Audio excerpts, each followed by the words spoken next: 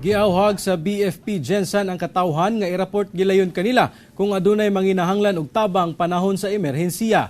Kini human adunay mga residenteng nagreklamo nga wala dayon na rescue ni atong nahitabo ang pagbaha sa syudad.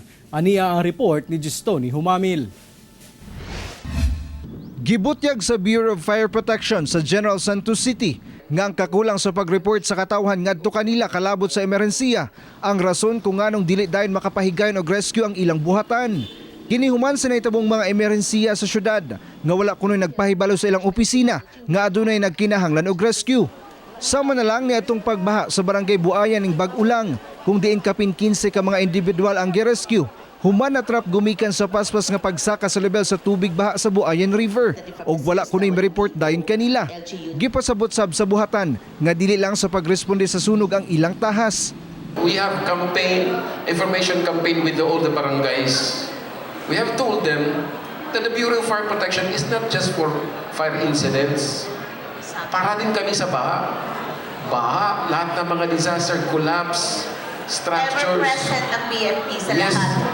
And still we don't understand why barangays don't call us kung bakit na may nangyaring flooding doon sa lugar nila. They didn't call us. And we have told them already over and over and over again. You have to call us. You have to notify us.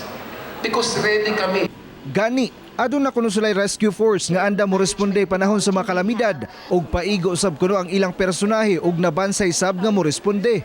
They are the special rescue force ready para magresponde sa lahat ng mga disasters. They are specially trained people.